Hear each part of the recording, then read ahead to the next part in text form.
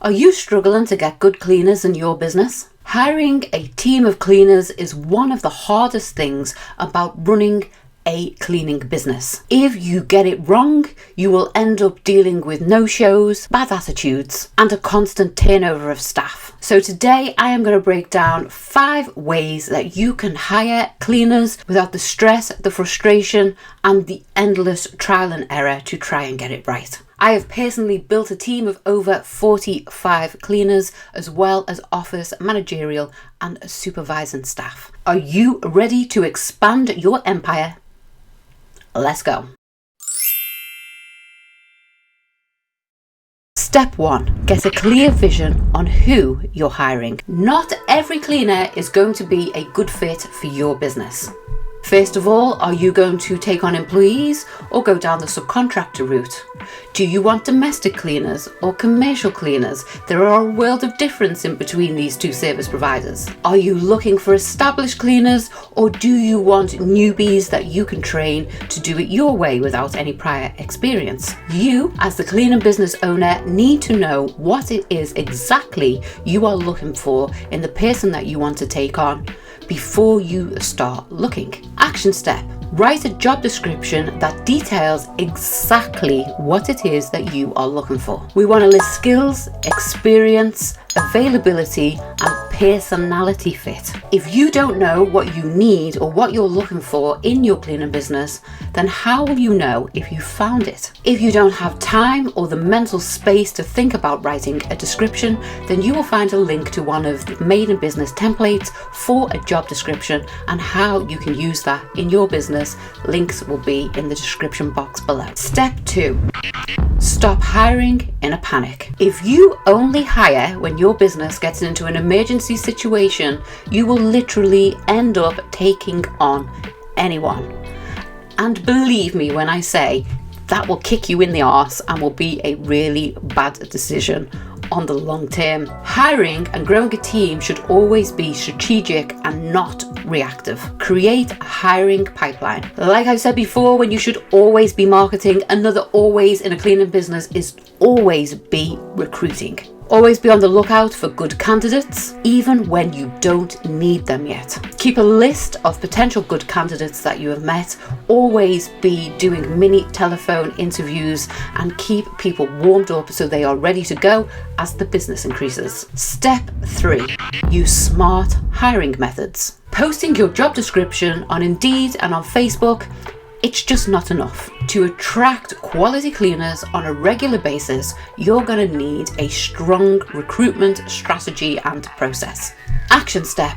Start to put together multiple means of being able to find staff. We have our Facebooks, we have our Indeeds, we have job boards, we have networking, we have job fairs, we have the job centre. There are many ways that you can use and utilise to find staff. You could also do a recommend a friend scheme with your current staff if you have any, and ask them to bring on board people that they would recommend and put their name to. Step 4. Interview and reference like a pro. Hiring mistakes generally happen when you are rushing the process to hire. Quick chat with a potential employee is not enough. You need a proper screening process. In a past life, and please feel free to check this on my LinkedIn, I worked in recruitment for many years and hold some fancy qualifications that put letters behind my name in recruitment.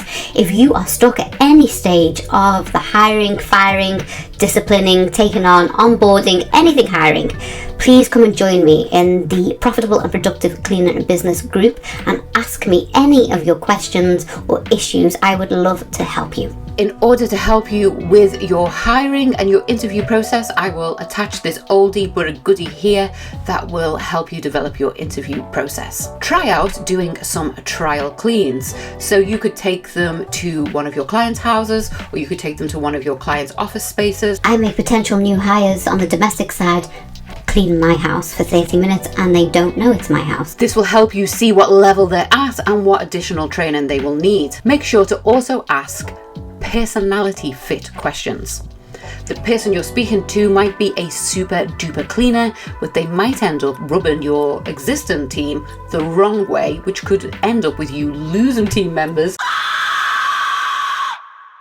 and we don't want any of those outcomes. An example of a personality fit question might be, tell me about a time that you handled a difficult client. Tell me about a time you dealt with a difficult situation and what did you do? Their answer to that question will tell you an awful lot about whether they are a person that can take on responsibility, can take on duties, will hold their hands up and be accountable if they've done anything wrong, and are somebody who can take orders and direction. Final thing is to make sure you are vetting and referencing the people that you are going to take on in your business. As a rule of thumb, you would like 3 years of work history, and you would also like to get a personal reference.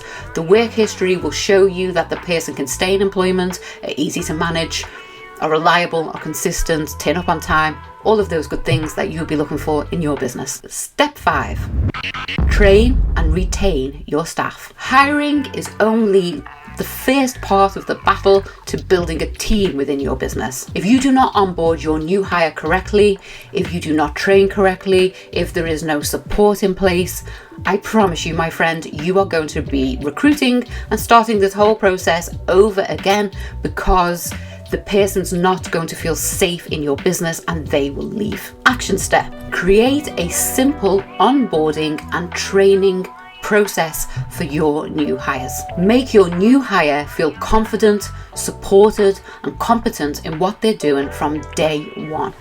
So if you want to hire a cleaner without the stress, what we are going to do is find exactly who we're hiring. We are no longer going to recruit in a panic status. We are going to use smart recruitment methods. We are going to vet and reference those new people like a recruitment professional. And finally, we are going to train and onboard our new hires so that they feel confident and they feel loved and supported by our company, so that they stay with us for a very long time to come. Thank you so much for being here. If you would like more information on how to recruit and interview, you can watch this video next or this video.